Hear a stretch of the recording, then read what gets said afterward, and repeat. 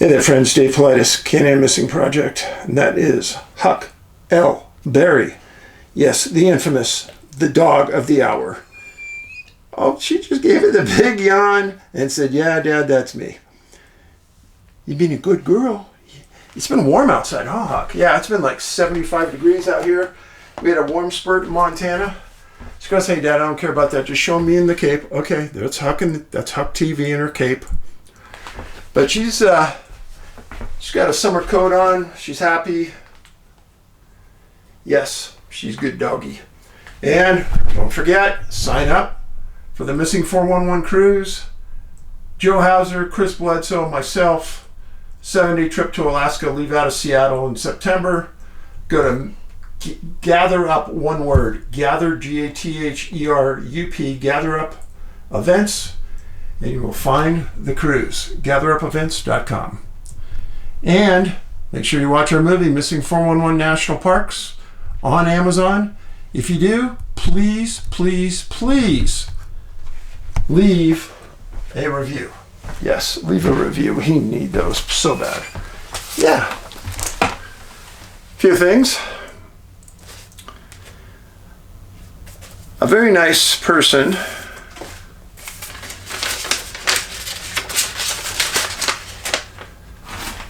Peggy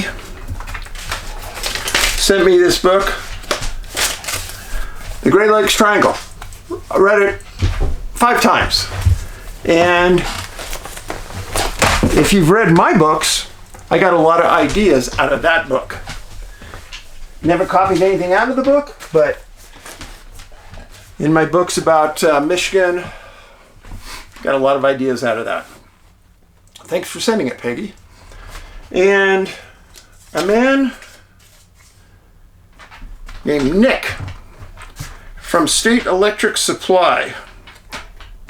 State Electric Supply sent me a lot of neat stuff. And then on a 2x4, he carved up some things for me. UFOs, Missing 411,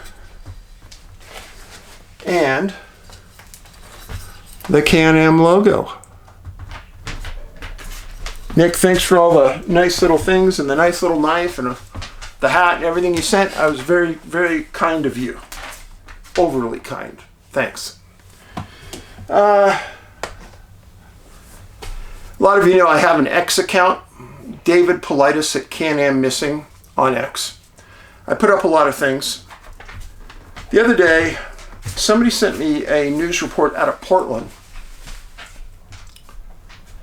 First of all, everybody knows I love Huck. I don't live with anybody, I live with her. And she protects me and I protect her. And I'd give my left arm to make sure that she's okay. Really. I mean, she's my buddy. And she knows it. She knows it. And I have a very big spot in my heart for animals. And when I read this article, I could not believe it, folks. In Portland, there's a group of homeless people that figured out that if they give their dog a shot of fentanyl and the dog dies, then they know that they can't use that batch of fentanyl, it'll kill them. And then they've learned that if they get Narcan, which you can get for free, that if they do it just right, sometimes they can bring the dog back to life. I read this. What kind of people are these? What is going on out there? So when I was a policeman, there was a homeless issue in where I worked. And they had a tuberculosis outbreak in the homeless community. And we were all brought in and we all had to get tuberculosis shots and etc. And then I was there during the AIDS crisis as well. So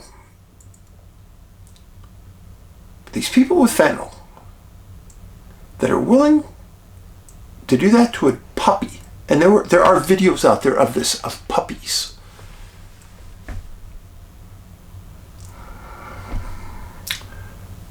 People in LA County have said that this is the reason why the homeless have dogs.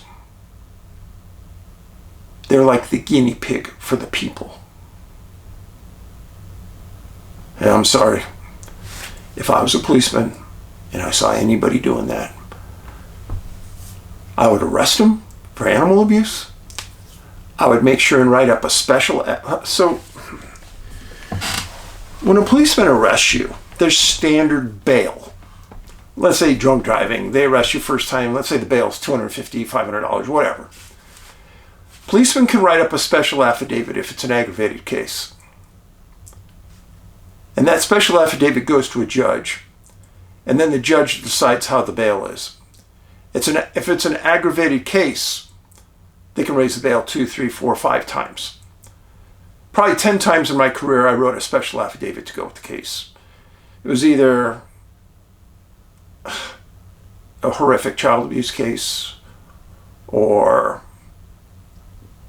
that's the one that really sticks out in my mind. But I was so mad at the end of that night. When I wrote that affidavit, I was probably seeing out of one eye. I was so mad. And I never went to court on that case, so I'm guessing that the person either ran and has a warrant, or they pled guilty. But I put down in there that, and I forgot how many years I was a policeman by then, but in all my training, in all the films I'd watched, I'd never seen an abuse case so bad on a child. But on an animal, you're going to inject the animal with fentanyl? I have no words, folks. I have no words. Somebody sent me this. This is pretty funny, actually, but it's stupid. Cowboy Daily, that's a newspaper out of Wyoming. Tourists try to ride elk, which are taking over beaches in coastal Oregon town. As herds of elk have overtaken a beach in a small Oregon coastal town, tourists have tried to put their children on them to ride, and others attempted to feed them carrots. Quote, "We have visitors who don't know elk are wild animals," said a local chamber. It's a sight most in Wyoming would consider extremely odd. Herds of elk around a beach. I spent a lot of time in Estes Park, Colorado, where Rocky Mountain National Park is. And they get huge herds of elk that come through Estes Park occasionally. And you see them, you can stand 20 feet from them. Everybody who lives there knows to stay away from them. They are wild animals. If they get mad, they could kill you with their antlers, or they can trample you. And if it's a small child on the back of an elk, they can throw you off and they can fracture the skull and die. That is the most stupid thing I've ever heard. It's uncommon to see elk go out into salt water. It's commonly thought to be therapeutic for external parasites, such as fleas, said Paul Atwood, a district biologist for Oregon Department of Fish and Game. Atwood started his career in Wyoming Fish and Game in the Green River. Oregon's coastal elk herds have grown rapidly in the past 10 to 12 years, he told the Cowboy Daily. That often puts them near people, including the beach. There can be a couple thousand people on the beach on a busy day, he said. CanAm Beach is popular for about 1,500 people. Mobs of elk enjoy hanging out on or near the beach near the tiny town of CanAm Beach, Oregon. Elk species are doing well across the country. Herds have grown from transplanted into different states. Tourist attraction. Photos of the elk are popular on social media. The beach elk phenomena tries to be a tourist attraction, he said. However, you can't schedule where the elk are going to be. The elk will go after dogs and people if pet owners let their pooches get too near, he said. Yeah. Do not put a carrot in your hand and put the baby near the elk. That's stupid. Wild animals are wild for a reason. They're unpredictable. They don't know what your intentions are. Stay away from them. You know, some people just aren't that smart, folks. Then I got a report on my website from a lady July 20th, 1979, Mount Baker Mountain, Eastern Oregon, near Baker, Oregon. Mount Baker is just north of Mount Rainier. Spent a lot of time in this area. Mount Baker is famous for UFOs and Bigfoot.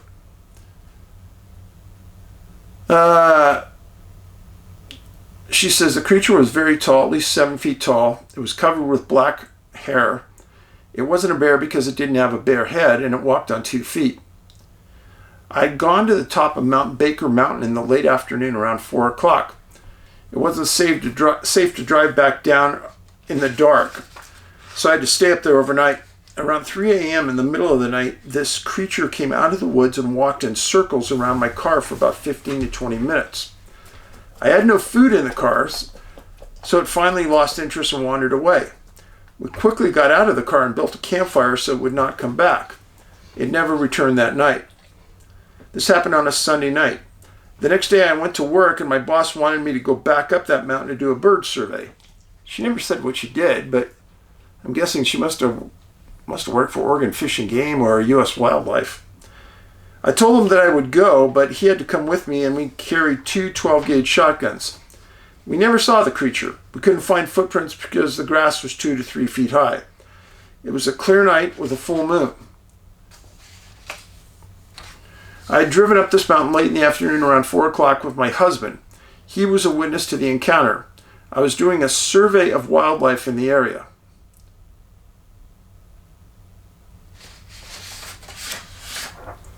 Now, why did I read that to you?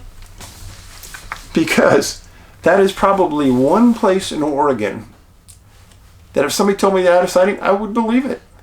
Just because so many people have had them. Now, that brings me to my next point. I'm very proud of the movie I made that was released in November. American Sasquatch, Man, Myth, or Legend. Man, Myth, or Monster. Wake up, Dave. You can go on Amazon and watch it. I would suggest you do. And then I would suggest that right here you take our Bigfoot 101 class. I bet you I have 100 letters of people who have taken that class who have stated it was one of the best classes they ever took, college or otherwise. So please take it.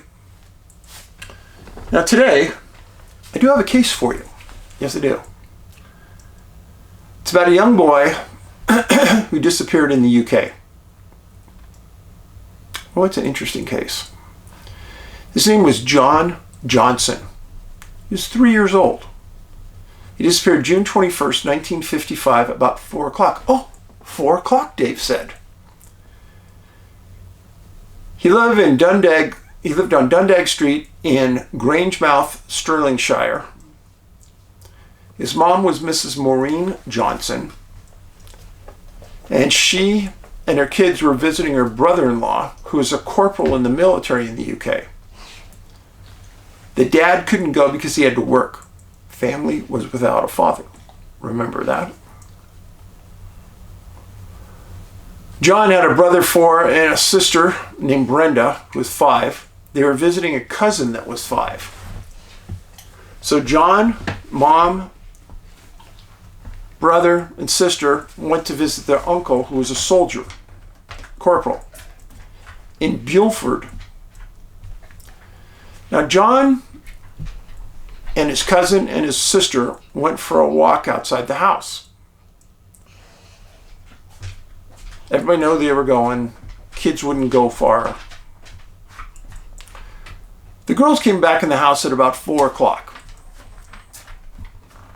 John wasn't with them. Parents said, "Where's John?" "Oh, we don't know. We haven't seen him." Not the brightest thing to let a 3-year-old go out with a bunch of 5-year-old girls.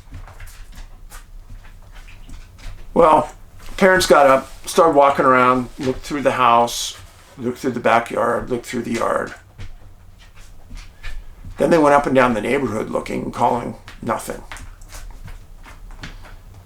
Well, they called the police.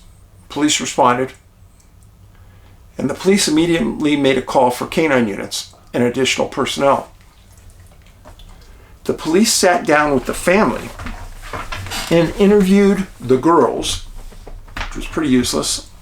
They interviewed the family members, didn't know anything. And they knew that at this point they had literally nothing. So they called for all additional police personnel within 50 miles. And they were still calling for more canine units.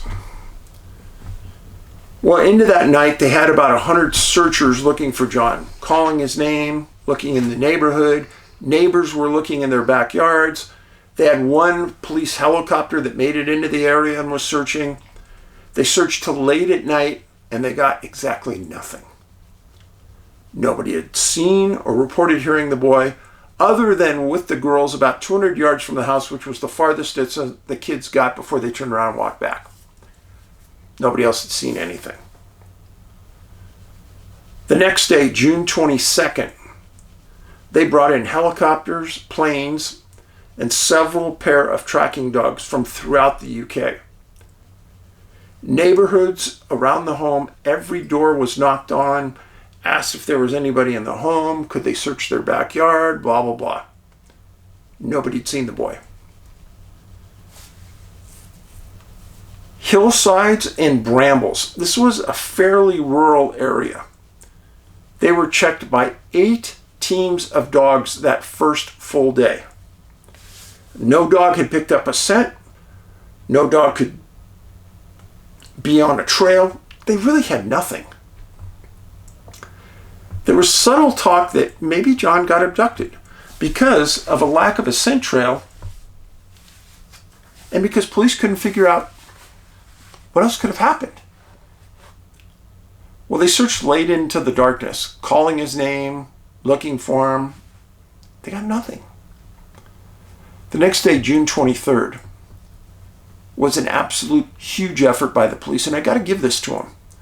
They had 1,000 police and military looking for John. That's rare, folks. And it's even more rare for 1955 to have that much personnel in one little city looking for one little boy.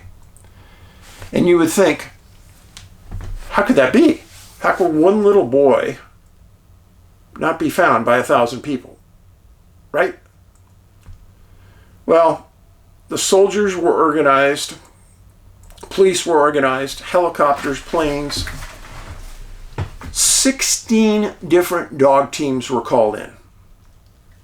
They were placed in different areas around the city, searching different areas. The best dogs in this region of Europe were there. Several teams decided to stay on it all night and to keep looking just in case he was moving, which nobody really thought. And just so you know, young kids do not move at night. Contrary to what you may read someplace, 99.9% of the time, kids are taught you sleep at dark. Dark is scary. You don't move at night. And they don't. Everybody they saw that had been on that street or in that area, nobody had seen anything. Police had one report of a young boy getting on a bus. Well, they put roadblocks up miles away and they stopped the bus. And it turns out there was an entire family, and that boy wanted to be the last boy on the bus, and he was with his family. So that turned out to be a big nothing. But the police did the right thing in setting up the roadblocks. So, June 24th. Now, remember, he disappeared June 21st at 4 p.m. Now we're going on June 24th. Soldiers were in lorries driving the street, looking everywhere possible within their grid for John. One group of soldiers were 5 miles from where John was staying. They were flagged down by a man named C.E. Pierce, who heard about John being missing. And he was in the street, and he stopped the soldiers, and he said, "Hey, There's a boy at the top of that hill right there, a little young boy. Do you know about this? No, we don't know about it. He's playing with a dog in a field. Well, soldiers said they don't know anything about this and they better check it out. So they stop the lorry, they get out and they go into this field. Now this is just like not any other field. This is a really nice manicured field. And in it was one dog and a racehorse. Yeah, a racehorse. Across the street from the field was a really nice hotel. They climb 400 feet to the top of this hill, and they see this boy playing with this dog. The boy is wet from the knees down because the grass was wet from the night before. And the dog and him seem to be like the best friends. Well, just a few feet away from the boy and the dog was this racehorse called Gay Donald. It's a true story. I know it's going to be weird, but that's the name of it, Gay Donald. The field, the horse, and the hotel were all owned by Mrs. Lillian Bird. Just keep that in the back of your hat.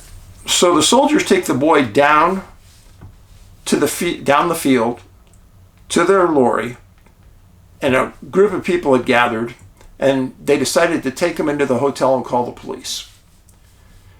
Well, Mrs. Bird, the owner of the hotel, was the receptionist and was there and raised kids, so she goes, I'll take this child. You call the police. So she takes John, and she gives him some warm milk and sweets. And the soldiers told Mrs. Bird what he was doing, and she goes, oh, he was playing with Flash. Flash is the best friend of Gay Donald, and they keep each other company in that field all day. Flash was the dog. And Gay Donald was the winner of the 1955 European Gold Cup. Oh, it was just not any horse, no. Now, there were two reports about this whole encounter. One said that the soldiers saw John walking through the field, and another said that they were directed to him by Pierce when he saw him run up the hill and play with Flash. Whatever's true, I don't know. The boy's clothes were the original ones he was wearing, and they were badly ripped and torn, and his legs were scratched. Now, the soldiers had called the police, and the police came to the hotel, put a blanket around John, and drove him back to the uncle's home. Family was ecstatic. Family could not believe that he was as in good a shape as he was. John's grandmother had heard that he was missing and traveled from Scotland and got to the house the day before. And John and the grandmother were really tight. So after John ate some food and had some warm milk, they put him down with the grandmother to take a nap. Now the police went back because the soldier said, you should talk to Mrs. Bird. Mrs. Bird commented to the police that John was not very exhausted for being gone for 3 days.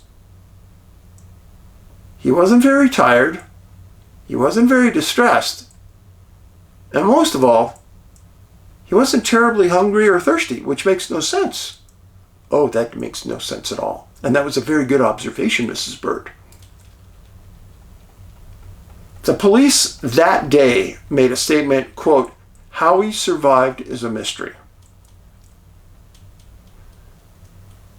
Number one, if you leave a small child alone in the woods for 3 days, that's usually the time frame, according to the parameters listed in survival, that you can die. 3 days without water.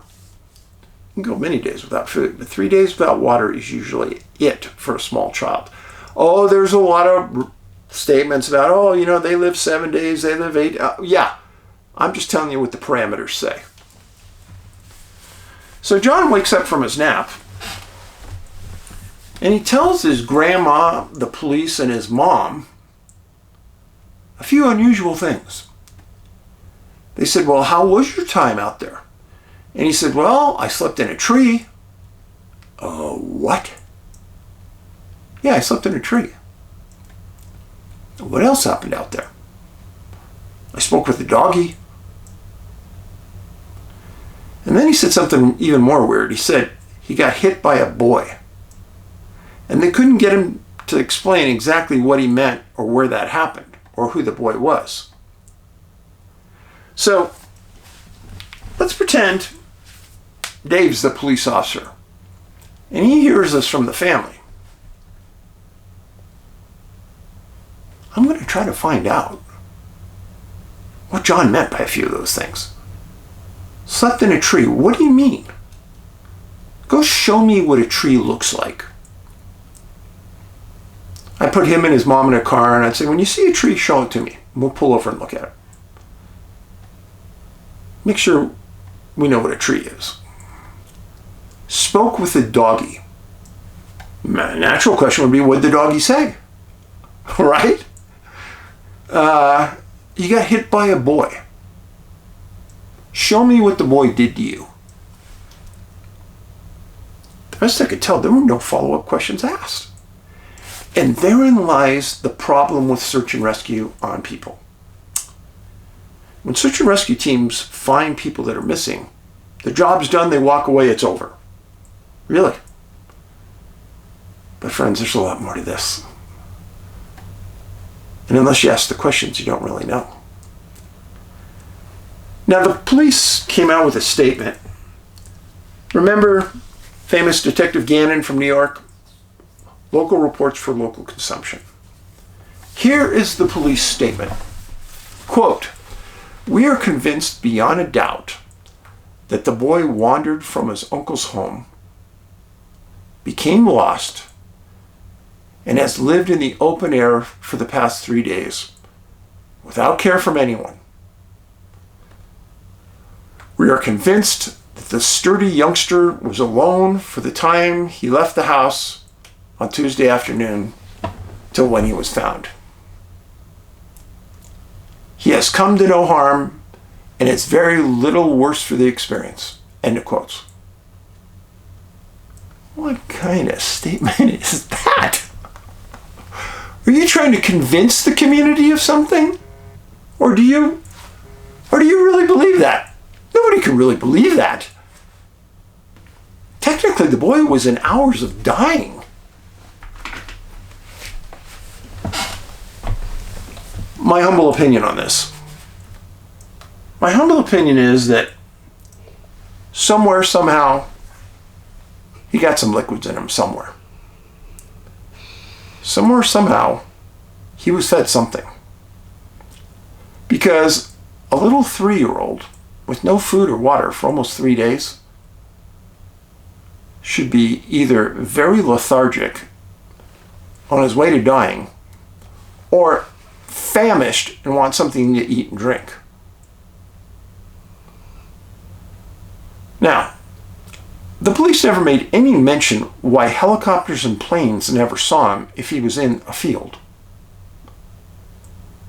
There was never any explanation why the best dog teams in the UK, 16 of them, never picked up a scent trail.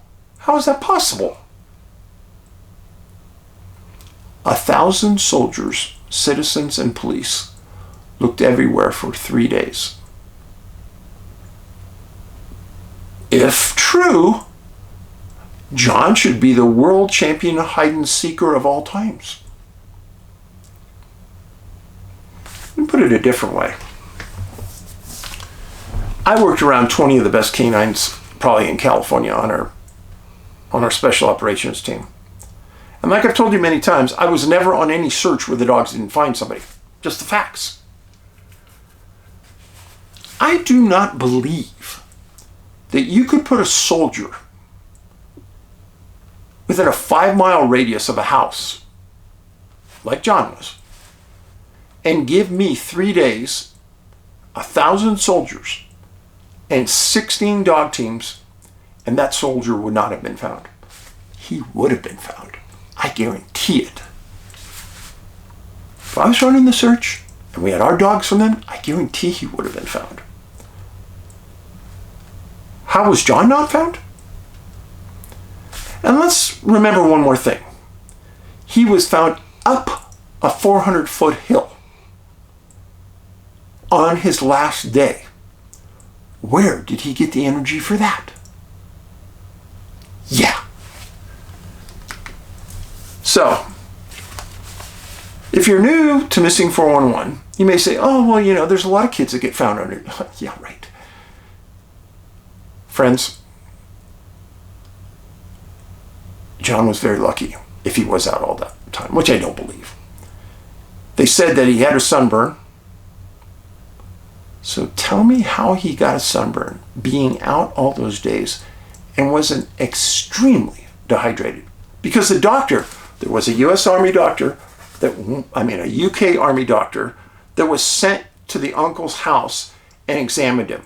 The doctor said only he needed a good night's sleep, meaning he wasn't dehydrated. That was the doctor's evaluation, not mine. That's impossible.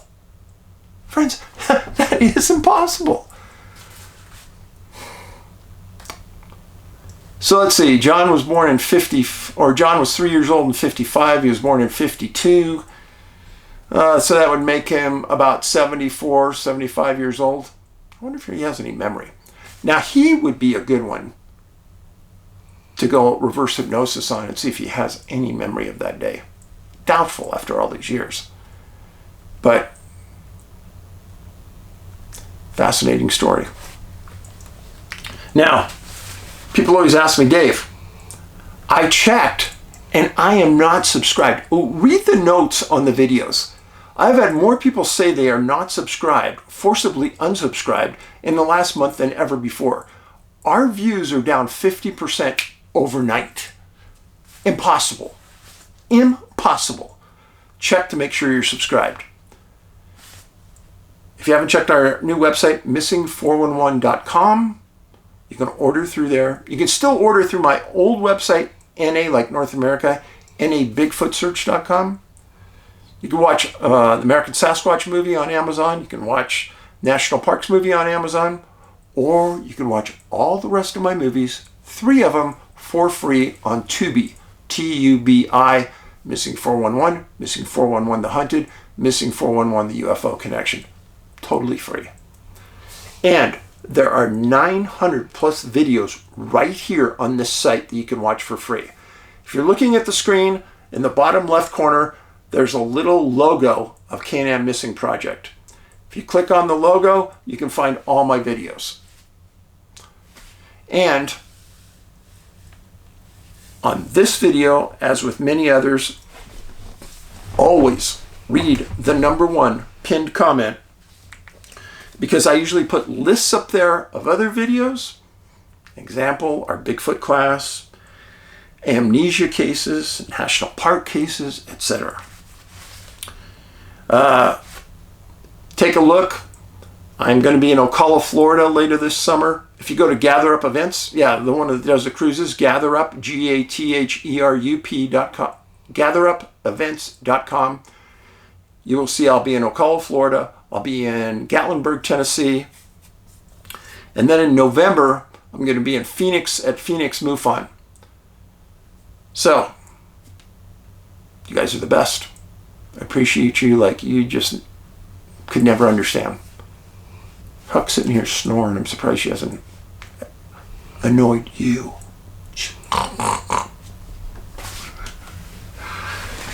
Be safe. Be kind. Remember, kindness is free. Next time you see your bank teller, next time you see your grocery clerk, smile at them, say thanks, ask them if they're having a great day. Paulides out.